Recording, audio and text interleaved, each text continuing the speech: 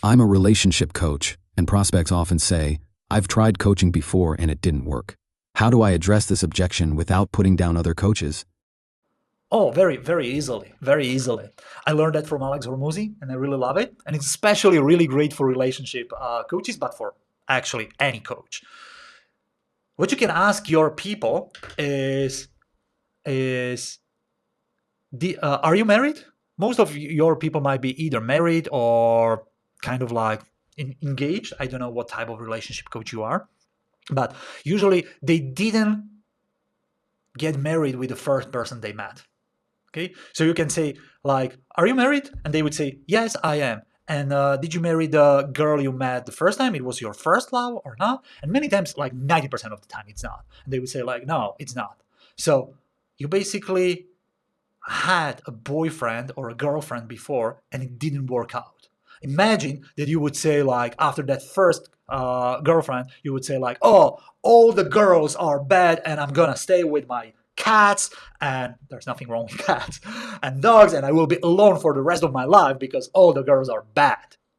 Like, no, you didn't do that. You tried to find another girl and another girl and another girl until you finally found your wife, right?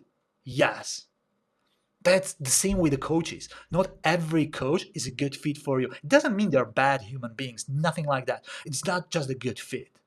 But if you stop trying, you will end up with cats and dogs alone.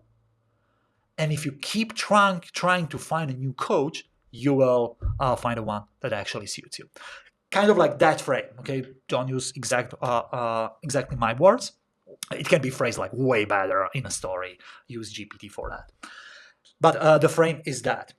The way I would handle it is not on the call. And I don't do sales calls, so I cannot give you advice how to handle it on the sales calls. What I love to do is to handle the objections in the content.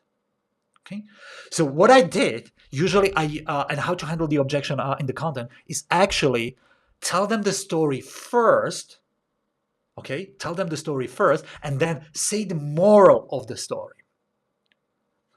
Because if you tell them like, if you start handling the objection in a way like, look, some of you might feel like, oh, I don't trust coaches anymore. I tried them before and it didn't work out. If you start answering the objection like that, and they have that objection, they will put their guards on. And no matter what you say, it's very hard to go through those guards. So what you need to do, you need to start telling them a story without them even realizing there is a moral of the story. So their guards are off. And when the moral of the story lands, they're like, oh, I got it.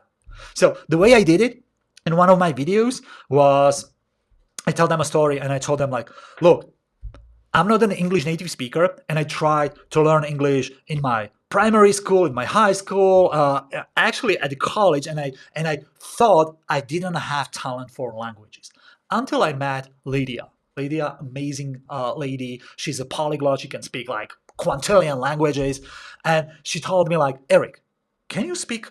Can you speak English? Sorry, can you speak Slovak? It's my mother tongue. Yes. Can you speak Czech? It's another language we very often use in our country. Yes. So, Eric, you are telling me you can speak two languages fluently and you have no talent for languages?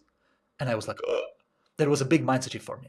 So she told me like, Eric, the only way why you cannot speak English very well is because you didn't spend enough time with English. And the reason why you didn't spend enough time with English, because it was hard for you. You tried to memorize the words, the grammar, and all the stuff. And it wasn't fun.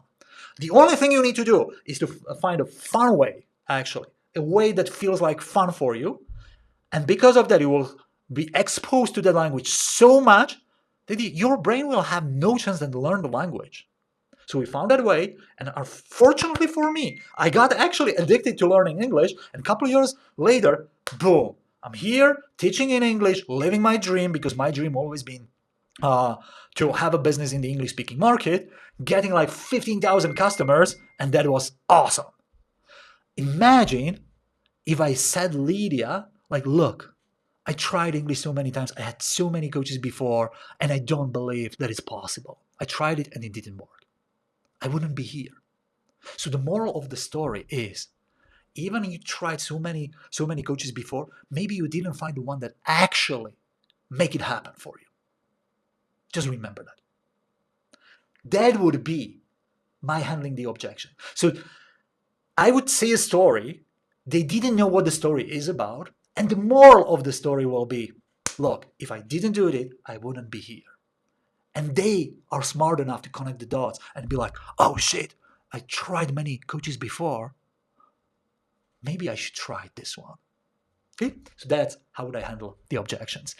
Ideally, it doesn't matter whether you do sales calls or not. I don't do that, but I would handle this objection prior to the sales call, so the objection won't come up on the sales call.